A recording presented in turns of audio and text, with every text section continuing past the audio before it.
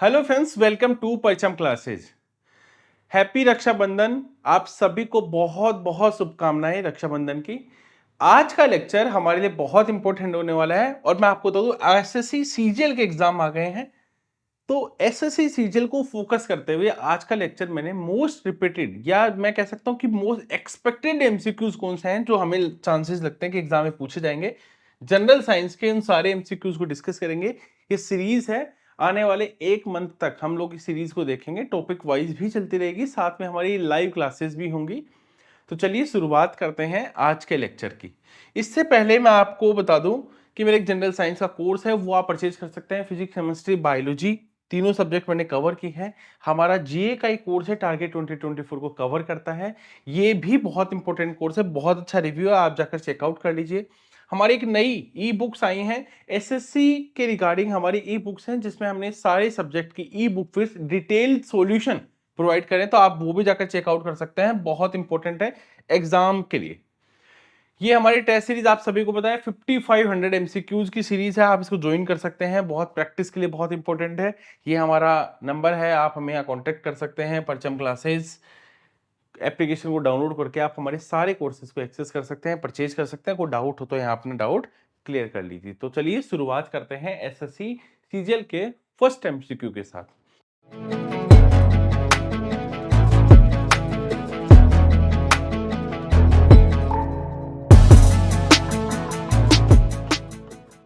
Which of the following disease is caused by Helicobacter pylori? देखो, Helicobacter पायरोली के कारण ये जो डिजीज है ना, कौन सी डिजीज हो जाती है? तो देखो, हेलिकोबैक्टर पायरोली एज द बैक्टीरिया। तो सबसे पहले ये हमें पता लग गया कि क्या है, ये एक बैक्टीरिया है, यानी बैक्टीरियल डिजीज है जो किसको इन्फेक्ट करता है? हमारे स्टमक को। हमारे स्टमक को क्या करता है? इन्फेक्ट करता है। ठीक है, हमारे स्टमक में इंफेक्शन बना देता है। ठीक है, अब स्टमक तो बहुत बड़ा पार्ट है, तो स्टमक के कौन से पार्ट में? स्मॉल इंटेस्टाइन में। ठीक है, हमारी जो छोटी आंत है वहां पर इसको इंफेक्शन कर देता है, और छोटी आंत में 3 पार्ट्स होते हैं, है ना, डेडुनम, जेजुनम और इलियम। तो जो डेडुनम पार्ट है, ठीक है, वहां पर ये इंफेक्शन क्रिएट कर देता है, और हम ये भी कह सकते हैं कि ये फर्स्ट पार्ट है हमारे स्मॉल इंटेस्टाइन का। ठीक है, ये क्या है? फर्स्ट पार्ट है हमारे स्मॉल इंटेस्टाइन का। तो ये क्या है? एक तरह से बैक्टीरियल डिजीज है। अब इस डिजीज में होता क्या है कि जो ये हमारी जो जो स्टमक की, है ना, स्टमक लिनिंग जो होती है स्टमक में, वहां पर क्या कर देता है? इन्फेक्शन कर देता है, और हमें इन्फ्लेम होता है, इरिटेट कर देता है। ठीक है, ये ध्यान रखना बैक्टीरियल डिजीज है। अब क्वेश्चन और क्या बनता है कि यहां है चिकनगुनिया। तो चिकनगुनिया कैसी डिजीज है? वायरस। ठीक है, कैसी डिजीज है? वायरस डिजीज है, ध्यान रखना। बहुत बार एग्जाम में पहले भी पूछा गया है। ऐसे एग्जाम में देखिए डिजीज से रिलेटेड एक एमसीक्यू जरूर पूछा जाता है। ठीक है, ये पूछ सकते हैं कि जो चिकनगुनिया है वो कौन से मच्छर के काटने से होता है? तो एडीज इजिप्टी और एडीज एल्बोपिक्टस। कौन कौन से? एडीज इजिप्टी और एडीज एल्बोपिक्टस, दो मॉस्किटो हैं। इन मॉस्किटो के काटने से क्या हो जाता है? चिकनगुनिया हो जाता है। रूबेला, रूबेला एक वायरल इंफेक्शन है, ध्यान रखना, और ये ज्यादातर चिल्ड्रंस में होता है। किस में होता है? चाइल्ड्स में, चिल्ड्रंस में आपको देखने को मिलता है। रिंगवॉर्म, रिंगवॉर्म एक फंगस डिजीज है। क्या है? एक तरह की फंगस डिजीज है, और ध्यान रखना ये कौन से, और ये जो फंक्शन, ये जो रिंगवॉर्म होते हैं वो क्या बोलते हैं? माइक्रोस्पोरम। क्या कहते हैं? माइक्रोस्पोरम। तो ये हो गया। चलिए, विच of the following gas is release in the process of photosynthesis? अब देखो, फोटोसिंथेसिस के प्रोसेस के लिए क्या जरूरी है? सबसे पहले तो ये जान लीजिए कि फोटोसिंथेसिस सनलाइट की प्रेजेंस में होती है। किसकी प्रेजेंस में होती है? सनलाइट की प्रेजेंस में होती है। दूसरी बात, इसमें साथ साथ होती है कार्बन डाइऑक्साइड। ठीक है भैया, कार्बन डाइऑक्साइड।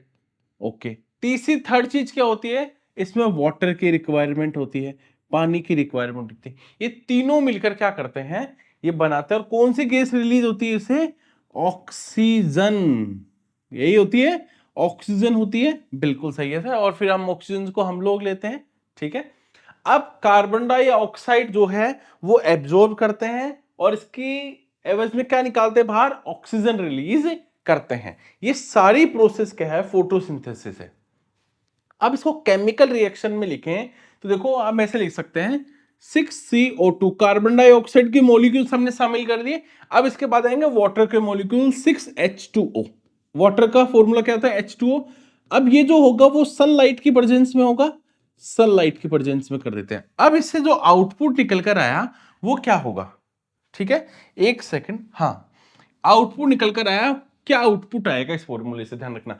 तो CO2 और H2O, तो C6H12O6 प्लस बाहर क्या रिलीज होगी, बाहर ऑक्सीजन रिलीज होगी 6O2। यही हमने पढ़ा।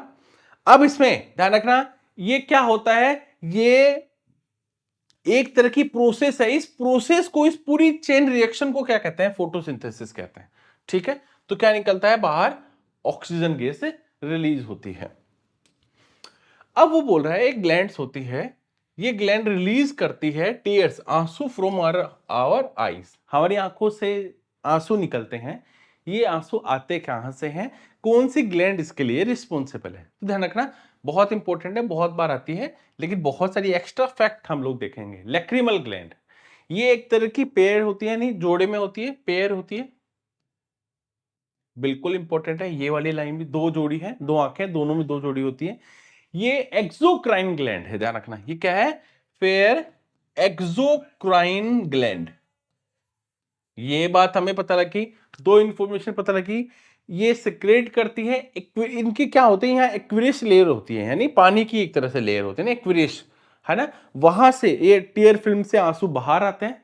ठीक है, अब लैक्रिमल जो ग्लैंड होती हैं वो होती कहां है, अगर उनको, जैसे हमारा जो ऑर्बिट होता है ना, हमारा हर ऑर्बिट के जो अपर लेटरल रीजन में होती है, अपर लेटरल जो रीजन होता है वहां पर ये ग्लैंड सिचुएटेड होती हैं, लैक्रिमल ग्लैंड्स। अब दूसरे एड्रिनल, पिट्यूटरी और थायराइड। चलो इसके क्या क्या बनते हैं एमसीक्यू, देखो एड्रिनल ग्लैंड, ये एड्रिनल हार्मोन रिलीज करती है। तो चलिए भैया एक इंफॉर्मेशन, तो adrenal gland adrenal hormone release करती है। ये कब करती है, ड्यूरिंग इमरजेंसी, है ना, ड्यूरिंग इमरजेंसी, इसलिए इसको हार्मोन ऑफ फाइट भी कहते हैं, है ना, और हार्मोन ऑफ फ्लाइट भी कहते हैं। ठीक है, पिट्यूटरी ग्लैंड की बात करें, पिट्यूटरी ग्लैंड कहां होती है, ये जो हमारा ब्रेन में हाइपोथैलेमस बताया था मैंने आपको, ब्रेन टॉपिक जब कवर कर रहा था, हाइपोथैलेमस के बिलो सिचुएटेड होती है, दो हमें पता लगी। अब बात करते हैं थायराइड ग्लैंड। भैया ये थायराइड ग्लैंड एक तो सबसे पहले बटरफ्लाई शेप में होती है ना, बटरफ्लाई जो शेप होती है उस शेप की होती है। एक तो ये वाली एग्जाम में बहुत बार पूछी जाती है। ठीक है, बिल्कुल सही है, ये थायराइड हार्मोन रिलीज करती है। ठीक है, चलिए next, which of the following is a rare disease caused by the deficiency of vitamin D that cause the bones of become soft and to bend। अब ये सिंपल सी बात है, ये बोल रहा है कि विटामिन डी की कमी हो जाएगी, तो एक रेयर डिजीज होती है, बहुत कम दुर्लभ रोग है, उसमें हड्डियां एकदम सॉफ्ट हो जाती हैं। वैसे तो हार्ड होती हैं हड्डियां, बोन्स हमारी हार्ड होती हैं। ठीक है, बोन एक तरह का टिश्यू है, ध्यान रखना टिश्यू है, बोन क्या है, एक तरह का टिश्यू है। अगर मैं बोन्स की बात करता हूं, ये रही बोन्स, ये एक तरह के टिश्यूज होते हैं। और ये भी ध्यान रखना टिश्यूज क्या है, टिश्यूज होते हैं ग्रुप ऑफ सेल्स। ठीक है, ग्रुप ऑफ सेल्स, देखिए टिश्यूज सॉफ्ट भी होते हैं और हार्ड भी होते हैं, है ना, सॉफ्ट भी होते हैं हार्ड भी होते हैं, लेकिन बोन एक तरह का हार्ड टिश्यू है। ठीक है, अब विटामिन डी की डिफिशियंसी से रिकेट्स डिजीज हो जाती है। ठीक है, रिकेट्स जनरली वैसे बचपन में होती है, चाइल्ड, है ना, rickets is a childhood disorder of the bones where bones become softer and prone to fractures, है ना, और बोन्स बैंड हो जाती है to become weak due to an inadequate supply of nutritions and vitamin D3।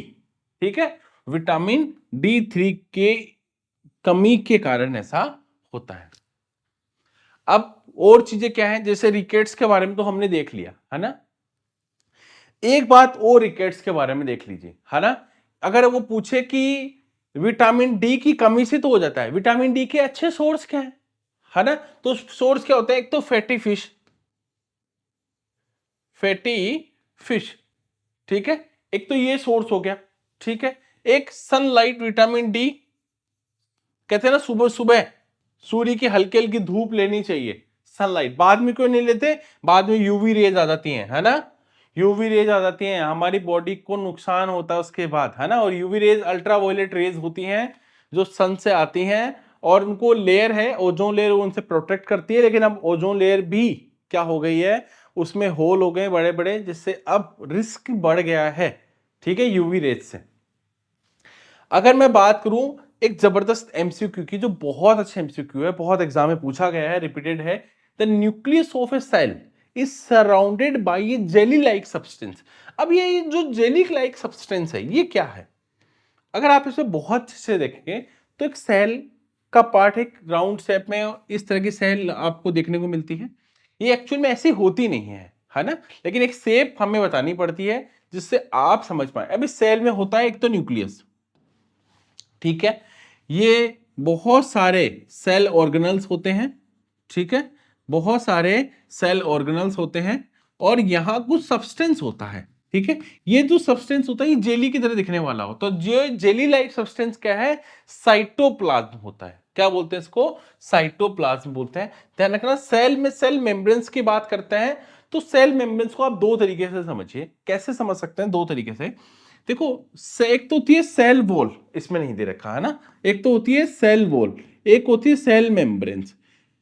अगर मैं animal cells की बात करता हूं, एनिमल सेल्स की बात करता हूं, तो आप कहोगे सबसे मोस्ट आउटर जो लेयर है वो क्या है? मेम्ब्रेन्स है। अगर मैं प्लांट सेल की बात करूंगा तो सबसे बाहर वाला एरिया कौन सा है? सेल वॉल है, फिर उसके अंदर होती है सेल मेम्ब्रेन्स, ठीक है। तो एनिमल सेल्स और जो प्लांट सेल्स है उसका डिफरेंस है सेल मेम्ब्रेन, है ना, सेल वॉल और सेल मेम्ब्रेन से। साइटोप्लाज्म आपको पता लग गया। देखो, किसी भी जो प्लांट सेल्स होती है ना, उसकी मेन जो जितनी भी एक्टिविटीज है उसको कौन कंट्रोल करता है? हमारा न्यूक्लियस कंट्रोल करता है, ठीक है। और ये किससे बनी होती है? वाटर, सॉल्ट और प्रोटीन से बनी होती है। विच of the following statement about blood pressure is correct? देखो, ब्लड प्रेशर का एमसीक्यू है। अब आपको एक बात समझनी पड़ेगी, ब्लड प्रेशर तो हमारी रेगुलर रूटीन लाइफ में हम लोग सुनते हैं, इसका बीपी ये चल रहा है, इसका। देखो, नॉर्मल जो ब्लड प्रेशर है, हम ऐसे देखा होगा आपने, ऐसे इस तरह से लिखा होता है, इस तरह से लिखा होता है ना। अब यह 120 और 80, एक तो पहले इसमें सही आंसर देख लेते हैं। 120 और 80, ऑप्शन बी इसका सही राइट ऑप्शन है। अब नॉर्मल ब्लड प्रेशर है, उसकी रेंज होती है 120 से 80 mm, ठीक है। टॉप नंबर होता है 120, इसको सिस्टोलिक कहते हैं, है ना, सिस्टोलिक। ये कितना हो सकता है? मैक्सिमम होता है 120। एक बॉटम नंबर होता है, बॉटम नंबर, है ना, इसको कहते हैं डायस्टोलिक। डायस्टोलिक नंबर, ये दो वर्ड तो आप याद रखना। 120 और 80 की रेंज भी आप याद रखना। Blood pressure is measured by A instrument, एक इंस्ट्रूमेंट से मेजर करते हैं। आप सबको उसका आंसर बताना है, वो कौन सा इंस्ट्रूमेंट है जिससे ब्लड प्रेशर हम क्या करते हैं? मेजर करते हैं। अब यहां पर बात कर रहे हैं ब्लड प्रेशर की, तो एक वर्ड और है ब्लड। ब्लड के बारे में देखते हैं। ब्लड एक तो हमारी बॉडी में जो वॉल्यूम है कितना होता है, तो लगभग लगभग मैंने बताया था। वैसे अगर अगर रैंडम एमसीक्यू तो आप बोलोगे 5 लीटर के आसपास होता है, लेकिन वैसे अगर रेंज भी दे रखी हो तो 4.7 लीटर से लेकर ये 5.2 लीटर या 5 लीटर तक होता है। ये रेंज आप बता सकते हो, ठीक है, क्योंकि कई बार एमसीक्यू में स्पेशल रेंज वाले एमसीक्यू तो 4.7 से 5 लीटर के आसपास से होता है। स्टडी ऑफ ब्लड, हेमेटोलॉजी, ठीक है। अब इसमें एक ब्लड हो रहा है कि ब्लड से एक ब्लड सर्कुलेटरी सिस्टम की बात करते हैं तो विलियम हार्वे, ठीक है। ब्लड ग्रुप की बात करते हैं तो कार्ल लैंडस्टेनर, उन्होंने ब्लड ग्रुप को डिस्कवर किया था, उनके बारे में बात की थी। आपको पता है ए बी और ओ, ये चारों की बात की, ठीक है। चलिए, तो नेक्स्ट अगला इंटरव्यू है, from which of the following source does the brain get energy? हमारा ब्रेन एनर्जी कहां से लेता है? देखो, सिंपल सा आंसर है ग्लूकोज। अब देखो, ग्लूकोज क्या है? Is a form of sugar, आप सभी जानते हैं। It is the primary source of energy, primary source of energy है for every cell in the body. हमारी बॉडी की हर एक सेल के लिए प्राइमरी सोर्स क्या है? ग्लूकोज है, शुगर जिसको एक फॉर्म ऑफ शुगर है, ये हमारा प्राइमरी सोर्स है। क्यों? ऐसा क्यों है? Because the brain is so rich in nerve cell और न्यूरॉन्स, जिनको आप जानते हैं, है ना? न्यूरॉन्स आपने देखा होगा ना, ऐसा स्ट्रक्चर वाला, और यहां से डेंड्रॉइड्स निकले होते हैं, मैंने आपको बताया था, है ना? ये एक्सोन पार्ट है, ये डेंड्रॉइड पार्ट है, डेंड्रॉइड पार्ट है, मैंने बताया था आपको ब्रेन वाले टॉपिक में। आप मेरी थ्योरी क्लासेस देखे होंगे, आप जो मैंने पिछले कुछ टाइम में क्लासेस ली हैं बायोलॉजी की, वहां आपको बहुत अच्छे से डिटेल में थ्योरी मैंने बताई है। तो जो न्यूरॉन्स होते हैं वो रिच सोर्स होते हैं, है ना? आपको पता है उनको ज्यादा जरूरत होती है, तो it is the most energy demanding organ है, ठीक है? अब बात करते हैं, यहां दूसरे ऑप्शंस में दे रखे हैं, तो फैटी एसिड, एक एमाइनो एसिड्स। देखो, amino acids are molecules that combines to form proteins. आपको पता है ना, अगर मैं इससे एक बात आपके सामने रखूं, मैं कहूं कि ये एक तरह का मोनोमर यूनिट है। कौन सा यूनिट है? Monomer unit. और प्रोटीन जो है वो क्या है? एक पॉलीमर यूनिट है, पॉलीमर यूनिट। अब एक चीज देखो, मोनोमर यानी मोनो यानी सिंगल, यानी एक अमीनो एसिड्स क्या है? मोनोमर। और जब मैं कहूं कि बहुत सारे अमीनो एसिड्स मिलकर, ठीक है, क्या बनाते हैं? एक चेन रिएक्शन बनाते हैं, तो बहुत सारे मिलकर क्या बना रहे हैं? प्रोटीन बना रहे हैं, ठीक है? तो जब बहुत सारे अमीनो एसिड्स मिलते हैं तो पॉलीमर बन जाते हैं, ठीक है? पॉलीमर यूनिट बन जाते हैं। अब प्रोटीन क्या है? एक अमीनो एसिड लगभग 20 अमीनो एसिड से मिलकर बने होते हैं एक प्रोटीन। इसमें जो 10 अमीनो एसिड्स होती हैं वो देखो हमारी बॉडी ऑटोमेटिक बना लेती है अंदर ही, और 10 हमें फूड के साथ, खाने के साथ, बाहर के सोर्स से हमें अमीनो एसिड्स लेने पड़ते हैं। आपको पता है प्रोटीन क्या है? प्रोटीन एक बॉडी बिल्डिंग ब्लॉक है ना? हम कहते हैं प्रोटीन शेक लेना चाहिए, प्रोटीन लेना चाहिए, ज्यादा जिम जाते हैं, क्योंकि हमारी बॉडी को बनाने वाला होता है, ठीक है? चलिए, अगर मैं अगले एमसीक्यू की बात करूं, which of the following is the considered as the father of modern atomic theory? अब father of modern atomic theory, वे जॉन डाल्टन, बचपन से पढ़ते आ रहे हैं, क्लास 9th का लेक्चर है, आई थिंक 3 या 4th लेक्चर है, इसमें जॉन डाल्टन के बारे में बताया, छोटा ब्रीफ इंट्रोडक्शन भी उसमें दिया है, आप जाके पढ़ सकते हैं। Father of modern atomic theory, इन्होंने दो लॉज पे अपना एक्सप्लेनेशन दिया था, law of conservation of mass और लॉ ऑफ कांस्टेंट प्रोपोर्शन, यानी एक कांस्टेंट प्रोपोर्शन में होते हैं और कभी भी क्या नहीं होता है ना? Law of conservation of mass, यानी इसके अकॉर्डिंग, है ना, मास को आप कभी भी डिस्ट्रॉय नहीं कर सकते, आप बना नहीं सकते इन एनी केमिकल रिएक्शन, ठीक है? मास और वेट में एक डिफरेंस है, आप बता सकते हो? ध्यान रखना, मास आप कहीं भी चले जाओ इस यूनिवर्स में, आप अर्थ पे रहिए, मून पे रहिए, जुपिटर पे रहिए, यूनिवर्स में कहीं भी चले जाइए, इस अर्थ पे कहीं भी चलिए, मास कभी चेंज नहीं होता, कांस्टेंट होता है, एक फिक्स मास होता है। लेकिन वेट चेंज होता है। वेट चेंज इसलिए होता है क्योंकि वेट जो है वो मास के साथ साथ जी पे भी वेरी करता है, ठीक है? ग्रेविटी भी वेरी करता है। तो आपको पता है कि ग्रेविटी, अर्थ की ग्रेविटी अलग है, मून की अलग है, ठीक है, जुपिटर की अलग है। एक इंटरेस्टिंग फैक्ट बताता हूं जो शायद आपको नहीं पता होगा, जो जी की वैल्यू है ना, अर्थ पे भी अलग अलग होती है, लेकिन उसकी वैल्यू इतनी कम वेरी करते हैं कि हम उनको कैलकुलेशन में यूज नहीं कर पाते, इसलिए हमने उसको कांस्टेंट मान लिया है, स्मॉल जी की वैल्यू। और ध्यान रखना, स्मॉल जी और कैपिटल जी का डिफरेंस हमेशा याद रखना है, ठीक है? वो क्या है? यूनिवर्सल कांस्टेंट है, ग्रेविटेशन यूनिवर्सल कांस्टेंट, और ये ग्रेविटी ड्यू टू एक्सेलरेशन, ठीक है? हाँ, जो वेरी करती रहती है, ये कभी वेरी नहीं करती, ये मून पे भी एक ही होती है, सारी चीज एक ही होती है, ये कभी वेरी नहीं करती। अगला MCQ, filling the blanks is a discipline of science that studies the origin and eventual fate of the universe.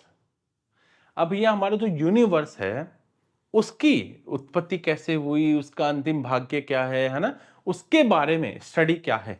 कोस्मोलॉजी। क्या होती है? कोस्मोलॉजी। कोस्मोलॉजी एक साइंटिफिक स्टडी है of large scale property of the universe as a whole.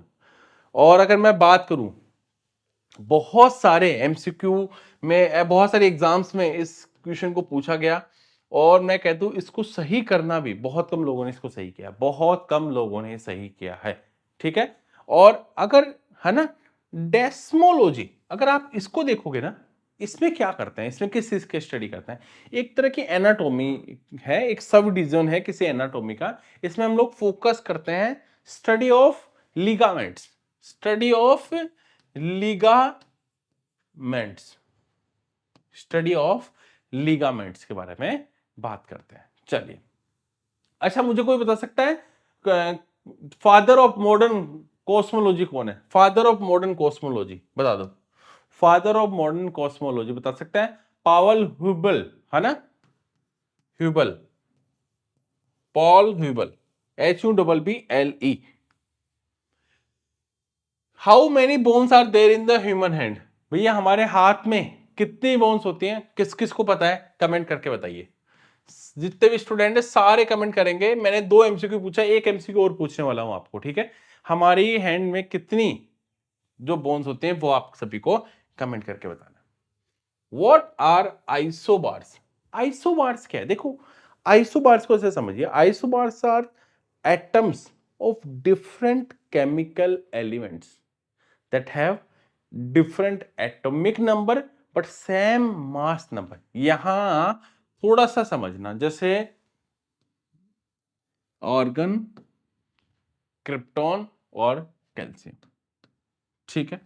अच्छा, इनका atomic number बताइए। Organ का 18, 19, calcium का 20, ठीक है सर।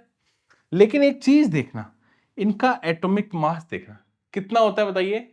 इसका एटॉमिक मास होता है 40, 40 एंड 40। तो यहां क्या हुआ, यहां हुआ कि दो एटॉमिक नंबर है वो तो डिफरेंट है, तो डिफरेंट एटॉमिक नंबर डिफरेंट, तो एक तो ये ऑप्शन कट हो गया, एक ऑप्शन, और सेम मास नंबर, तो भैया ये वाला option B is the right option, ठीक है। हमने एग्जांपल के साथ बात की इसमें, जो क्योंकि इसमें सेम नंबर ऑफ न्यूक्लॉन्स होते हैं, ठीक है। न्यूक्लॉन्स का मतलब क्या होता है? Proton plus neutron. Next, chemical formula for sulphurous acid. देखो, sulphurous acid is a chemical compound of formula is H2SO3।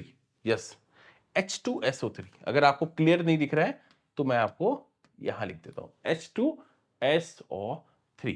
सल्फ्यूरियस acid हो गया। सल्फ्यूरिक एसिड क्या होता है? सल्फ्यूरिक होता तो H2SO4 होता, सल्फ्यूरिक एसिड, ठीक है।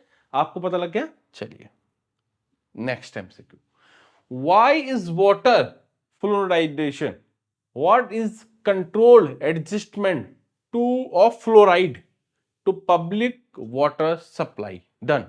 तो क्या हो गया? टू प्रिवेंट टूथ, है ना, decay, to prevent tooth decay. आप सभी को पता है, अब जब इंडस्ट्रियलाइजेशन की बात करते हैं, है ना, इंडस्ट्रियलाइज जो कंट्रीज होती हैं, है ना, उनमें ये बहुत बड़ी सीरियस इश्यूज है। आपको पता है ये डैमेज कर देता है हमारे टूथ के सरफेस को, है ना, हमारे इनेमल को। इसको हम टूथ डिके के नाम से जानते हैं, क्योंकि जब टूथ जो हमारी होती है, टिथ जो होते हैं, हमारे दांत जो होते हैं, उसके सरफेस को, है ना, खत्म कर देते हैं। आप ये मान के चलिए, ठीक है, ये हमारे सरफेस को खत्म कर देते हैं बिल्कुल, ठीक है। तो इससे आपको पता है फ्लोराइड का रिलेशन वैसे भी किससे है? टूथ डिके से है, बोन्स का है नहीं। बोन्स डिजीज के बारे में हमने एक डिजीज के बारे में आज बात की थी, ठीक है, रिकेट्स, रिकेट्स डिजीज बात की थी, लेकिन ये डिजीज चिल्ड्रंस में ज्यादा देखने को मिलती है, ठीक है। विटामिन डिफिशियंसी, D3 की डिफिशियंसी, है ना, अगर इनकी बात करते हैं, ये भी हमने आज बात की। विटामिन की डिफिशियंसी रिलेटेड एक आई से रिलेटेड लैक्रिमल ग्लैंड का MCQ हमने डिस्कस किया था। तो 3-4 चीजें जैसे ही हमारे दिमाग में आती है हमें रिकॉल करना चाहिए। Which of the following reactions, देखिए acid plus base plus filling the blanks and water. देखो, जब एसिड एंड बेस होता है तो क्या बनाते हैं? सॉल्ट बनाते हैं। क्या बनाते हैं? एसिड एंड बेस मिलकर सॉल्ट बनाते हैं। जब हमारी स्टमक में हम लोग ज्यादा खा लेते हैं, ठीक है, तो हमें जलन महसूस होती है ना, फिर हम क्या कहते हैं? इनो लेते हैं। तो हमारी बॉडी में ऑलरेडी एसिड है ज्यादा, हमने इनो ले लिया, बेस ले लिया, और एसिड और बेस मिलकर क्या बना लेते हैं? Salt plus water. ध्यान रखना, एग्जाम में एक क्वेश्चन और आता है एसिड प्लस बेस प्लस ऐसे पूछेंगे इनमें से कौन सी केमिकल रिएक्शन सही है। तो acid plus base plus salt plus water, एक होता है एसिड प्लस बेस प्लस और केमिकल रिएक्ट करके सॉल्ट। तो ध्यान रखना सॉल्ट के साथ वाटर, ठीक है, सॉल्ट के साथ वाटर। अब इसके बारे में और जान लेते हैं। देखो एसिड और बेस, एसिड क्या करते हैं, लिटमस नीले लिटमस पेपर को ब्लू को किसमें कर देता है, ब्लू को रेड कर देता है, नीले लिटमस पेपर को लाल में चेंज कर देता है, ठीक है। और बेस क्या कर देता है, बेस रेड को ब्लू कर देता है। ये भी दो एमसीक्यू बनते हैं, ठीक है। एक हम कैसे पता लगाते हैं कि कोई सॉल्यूशन एसिड है या बेस है, तो भैया आप एक तो पता लगाते हैं पीएच वैल्यू से, ठीक है, एक तो पीएच वैल्यू से पता लगा लेते हैं। एक हर चीज को टेस्ट नहीं कर सकते, तो देखिए दूसरा तरीका टेस्ट का भी, हम कहते हैं ना यार ये तो एसिड है, टेस्ट करके एक लिटमस पेपर से हमें पता लगा लेते हैं, ठीक है। ये तीनों एसिड कैसा टेस्ट देते हैं आपको पता है, एसिड शोर खट्टा, एसिड का टेस्ट कैसा होता है, शोर खट्टा होता है, लेकिन बेस का बिटर कड़वा होता है। ये नीले लिटमस पेपर को ब्लू को रेड में चेंज कर देते हैं, वो रेड को ब्लू में रेड कर देते हैं, ठीक है। चलिए अगर हम अगले एमसीक्यू देखें, what is formed when magnesium is burned, तो एस बनाता है, रिजल्ट क्या आता है, ठीक है। अब इसको समझिए, जब हम लोग मैग्नीशियम को जलाते हैं ना, तो हम एक्चुअली रिएक्ट करते हैं ऑक्सीजन के साथ, है ना, और ऑक्सीजन के बिना, ठीक है। क्या करते हैं, it is actually reacting with oxygen, है ना, इन द एयर और नॉट विथ एयर, ठीक है। तो हम जब ये फिनिश होती है, ठीक है, फिनिश होती है बर्निंग, तो हम देखते हैं कि व्हाइट एस बचा है, ठीक है, इसके द्वारा। और अगर हम लोग इसका यूज देखते हैं, ठीक है, अगर हम इसका यूज देखते हैं मैग्नीशियम ऑक्साइड का, ठीक है, तो मैग्नीशियम ऑक्साइड जो बना उसका यूज एक एंटासाइड के रूप में होता है। एंटासाइड यानी तो एसिडिटी को खत्म करता है, जो हमारी बॉडी में एसिडिटी को खत्म करता है, एंटासाइड मैग्नीशियम ऑक्साइड। चलिए अब आता है हमारा क्रिस्टलाइजेशन इज एग्जांपल ऑफ, बहुत बहुत बहुत अच्छा क्वेश्चन है, यहां बहुत कंफ्यूजन होता है। इसका आंसर तो देखो होगा फिजिकल चेंज। देखो क्रिस्टलाइजेशन एक एग्जांपल है फिजिकल चेंज का, इसमें it involve separation of liquid and solid separation technique है। इसमें लिक्विड को और सॉलिड को सेपरेशन की टेक्निक है, इसको अलग अलग किया जाता है। It is related to physical change, it does not involve any formation of new substance, है ना, इसमें कोई नया सब्सटेंस नहीं बनता है, ये सेपरेशन की टेक्निक है क्रिस्टलाइजेशन, ठीक है, एक तरह का फिजिकल चेंज है। What are the main compound the alloy bronze, अब भैया ब्रोंज जो है वो कॉपर और टिन से, कॉपर और टिन, अगर को कॉपर और जिंक की बात करें, कॉपर और जिंक की तो ब्रास, कॉपर और जिंक ब्रास, और जिंक और निकेल मिलकर क्या बनाते हैं, कोइन सिल्वर, आपको पता है कोइन सिल्वर। एल्यूमिनियम और निकेल, है ना, एलनिको, एलनिको। तीनों चारों एग्जांपल्स हमारे क्लियर हो गए। और ये जो होता है वो कोबाल्ट के साथ होता है, एलनिको, ठीक है, को सी ओ कोबाल्ट। और जिंक और निकेल का आपको पता है कोइन सिल्वर हो गया, कॉपर और टिन का ब्रोंज हो गया, कॉपर और जिंक का ब्रास हो गया। The substance which have very low इनी, है ना, इग्निशियस टेम्परेचर को बोलते हैं, है ना। अब देखो आग लगने के लिए ध्यान रखना हमेशा फायर, आग लगने के लिए तीन चीज जरूरी है, एक तो ऑक्सीजन, एक आईजी इग्निशियस टेम्परेचर जरूरी होता है, साथ में जरूरी होता है फ्यूल। इन तीनों का होना जरूरी है, कोई एक चीज नहीं होगी आग बुझ जाएगी, फ्यूल खत्म हो जाएगा आग बुझ जाएगी, ऑक्सीजन नहीं होगी आग बुझ जाएगी, ठीक है, आईजी नहीं होगा, इग्निशियस टेम्परेचर नहीं होगा, आग बुझ जाएगी। एक बात समझिए, एक्चुअल में जो CO2 होती है वो भारी गैस है, और जब O2 होती है हल्की। अब ये क्या करती है, जब अग्निशामक यंत्र से जब गैस छोड़ी जाती है तो O2 के ऊपर आकर कौन बैठ जाती है, CO बैठ जाती है। अब O2 के ऊपर CO2 आएगी तो क्या होगा, O2 दब जाएगी, कोई किसी को और भारी आदमी आके बैठ जाएगा, आग बुझ जाएगी, ठीक है। तो इनफ्लेमेबल, ठीक है, can easily catch fire with a flame are called substance. तो देखिए बहुत बहुत बहुत अच्छा क्वेश्चन है। बहुत बार एग्जाम में पूछा गया है ये। इनफ्लेमेबल क्या है? Substance which have low igneous temperature and easily catch fire, वो जल्दी से आग को पकड़ लेते हैं। ठीक है, चलिए अगर बात करें when we cut an onion, जब हम लोग अनियन को कट करते हैं तो एक एंजाइम कन्वर्ट होता है, सिंथेसाइज एंजाइम कन्वर्ट होता है अमीनो एसिड सल्फोराइड्स, है ना। तो कौन सा एसिड पाया जाता है ऑफ द अनियन? तो सल्फ्यूनिक एसिड। कौन सा? Sulphuric acid. ये रहा, बहुत बहुत बहुत, सल्फ्यूरिक नहीं करना है, सल्फ्यूनिक एसिड। ठीक है, चलिए अगला क्वेश्चन है, बताना है आपको इनमें से कौन सा एक इंसुलेटर नहीं है। दिया, ध्यान रखना, ड्राई पेपर इंसुलेटर होता है, ग्लास एक इंसुलेटर, लेकिन mercury is not an insulator. ये रहा आंसर। अब इसके बारे में दो तीन फैक्ट देखिए। Insulators are material that does not conduct electricity, उनमें इलेक्ट्रिसिटी पास नहीं कर सकते, जैसे paper, plastic, rubber, ebonite, air. ठीक है, ये सारी हैं जहां इलेक्ट्रिसिटी। और कंडक्टर क्या होता है? ये तो होता है इंसुलेटर। कंडक्टर जिससे इलेक्ट्रिसिटी कंडक्ट करवा सकते हैं। ठीक है, जैसे metal, Aquarius solution of salt, mercury, graphite, ये सब है। अगर मैं मरकरी की बात करूं ना, तो मरकरी पुअर कंडक्टर हीट का, मरकरी की एक हीट का पुअर कंडक्टर भी बोलते हैं इसको, है ना। पुअर कंडक्टर है हीट का mercury. The element of group 3 to 12 are called element और ट्रांजिशन एलिमेंट। अब एक सिंपल सा क्वेश्चन है, बहुत बहुत इजी क्वेश्चन है। देखो ये जो पीरियोडिक टेबल में जो नामकरण होता है ना, ये एक ऑर्गेनाइजेशन कौन करता है? पीरियोडिक टेबल को कौन मेंटेन करता है, कौन मैनेज करता है? IUPAC, international union of space and applied chemistry, IUPAC इसको मेंटेन करता है। टोटल अभी तक 118 एलिमेंट्स को पीरियोडिक टेबल में अरेंज किया जा चुका है।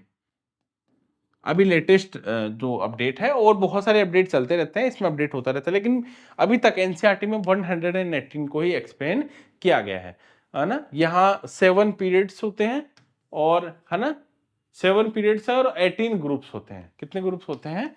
18 ग्रुप्स होते हैं। 4 ब्लॉक होते हैं, SPDF, SPDF। अब एक चीज और ध्यान रखना, इसमें ऐसे होती है पीरियोडिक टेबल, ये होता है S, P, D और F। तो यहां 1 और 2 नंबर का होता है, यहां है, यहां से आता है 18 तक। ठीक है, तो ये क्या हो गया? SPD ग्रुप हो गया। कौन सा ग्रुप हो गया? D ग्रुप हो गया। विच of the following liquids have the highest pH value? भैया हाईएस्ट पीएच वैल्यू देखो, पीएच वैल्यू होती है 0 से 14। 7 होता है न्यूट्रल संख्या, ठीक है, 14 मैक्सिमम होती है। ये बेस को रिप्रेजेंट करती है, ये एसिड को रिप्रेजेंट करती है। ठीक है, ये होती है न्यूट्रल कंडीशन।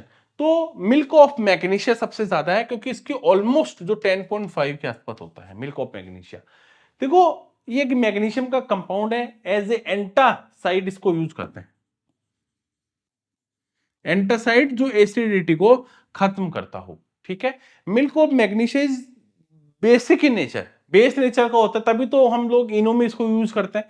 इसकी पीएच वैल्यू 10.5 होती है। पीएच का मतलब होता है power of hydrogen, potential of hydrogen और पोटेंशियल ऑफ हाइड्रोजन। ठीक है, ह्यूमन ब्लड 7.4 वैल्यू होती है पीएच, ध्यान रखना। लेमन की 2 से 3 के बीच होती है, ध्यान रखना, 2 से 3 के बीच होती है। ऑरेंज जूस की ये थोड़ी 3 से ज्यादा होती है, 3.5 से 4.5 के आसपास होती है इसकी वैल्यू। ठीक है, how many electrons are there in the outermost shell of a group 16? देखो ग्रुप 16 की बात करते हैं, तो ग्रुप 16 में मेंबर होते हैं, जैसे ऑक्सीजन है, ठीक है, सल्फर होता है, अगर मोर बात करूं सेलेनियम होता है, टेलुरियम होता है, पोलोनियम होता है। हाँ बिल्कुल सही कह रहा हूं। इसके मोस्ट आउटर सेल में देखोगे ना आप, तो 2 और 4 होते हैं, यानी टोटल नंबर ऑफ इलेक्ट्रॉन्स कितने होंगे?